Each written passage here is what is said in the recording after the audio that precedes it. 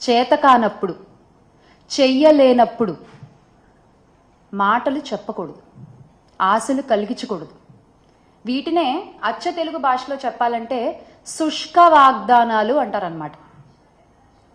ఇప్పుడు ఈ ప్రస్తావన ఎందుకు తీసుకొస్తున్నాను అంటే, చంద్రబాబు నాయుడు గారు మా అక్క చెల్లెమ్మలని, మా మహిళలని మరోసారి నమ్మించి మోసం చేశారు. ఆయన మాకు ఇస్తానన్న వాగ్దానం నిలబెట్టుకోలేకపోగా, ఇస్తానన్న హామీలు ఇవ్వకపోగా, జగనన్న ఇస్తున్న పథకాల్ని కూడా ఆపేసి ఈ రోజున ఆంధ్ర రాష్ట్రంలో ఉన్న మహిళలకి, ఆడపిల్లలకి, వారి కుటుంబాలకి తీవ్ర ద్రోహాన్ని చేశారు. ఎన్నికల సమయాల్లో సూపర్ 6 అంటూ పెద్ద పెద్ద బ్రాండింగ్స్ వేసుకున్నారండి కూటమి ప్రభుత్వం. మనం చూడొచ్చు ఇక్కడ ఈ సూపర్ 6 అంటూ ఈ పెద్ద పెద్ద బ్రాండింగ్ని పట్టుకుని కూటమి నాయకులు పవన్ కళ్యాణ్ గారితో సహా ప్రతి ఇంటికి తిరిగి ఈ హామీలన్నీ ఒక పేపర్పై పెట్టి నాయకులు సంతకాలు చేసి ప్రజలకు ఇచ్చారు. దీన్ని ఒక బాండ్ పేపర్లా భావించండి, మా హామీలకి ఎటువంటి ఢోకా లేదు అని చెప్పారు. అందరూ సంతకాలు చేశారు. కానీ ఈ రోజున అధికారంలోకి వచ్చిన తర్వాత వీటి ఊసే లేదు.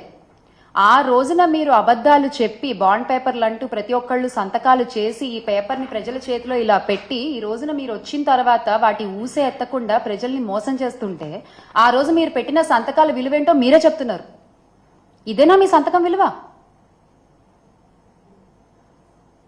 ఈ రోజు ఉదయం జగనన్న కూడా ఇదే విషయమై ఆంధ్ర రాష్ట్ర ప్రజల పక్షాన, అలాగే మహిళల పక్షాన ఎదుర్కొంటున్నటువంటి సమస్యలపై, ఎగ్గొట్టేసిన హామీలపై ట్విట్టర్ వేదికగా చంద్రబాబు నాయుడు గారిని నిలదీయడం జరిగింది. ఇప్పుడు ఒక సాటి మహిళగా మా మహిళలకు జరుగుతున్న అన్యాయాలపై నేను కూడా అడుగుతున్నాను. ఎందుకని ఇలా పదే పదే మహిళల్ని మీ మాటలతో నమ్మించి మోసం చేస్తున్నారు? ఇది చీటింగ్ కాదా? ఇది అన్యాయం కాదా? అసలు ఇలా మహిళల్ని మోసం చేస్తున్నందుకు చట్టపరంగా మీ పైన 420 కేసు పెట్టచ్చు. ఎందుకు మీరు ఇచ్చిన వాగ్దానాలపై మీకు అంత చులకన భావం? ఎందుకు మీ మేనిఫెస్టో అంటే మీకు అసలు అంత లెక్క లేదు? ఎందుకు ప్రజలకు ఇచ్చిన మాటల్ని టేక్ ఇట్ ఫర్ గ్రాంటెడ్ గా తీసుకుంటారు మీరు? ఇదేమీ మీకు కొత్త కాదు, ఇదేమీ కూటమి నాయకులకి కొత్త కాదు.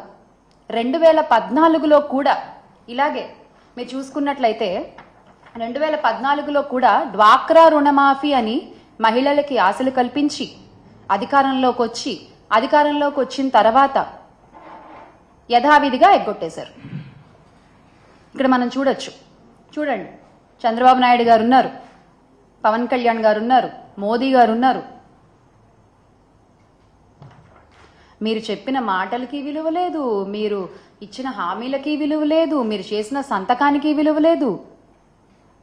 అంటే పోన్లే పాపం మహిళలు పదే పదే నమ్ముతున్నారు మనల్ని, చాలా చులకనగా తీసుకోవచ్చు, చాలా తేలిగ్గా మోసం చేసేయచ్చు అనుకుంటున్నారా మీరు?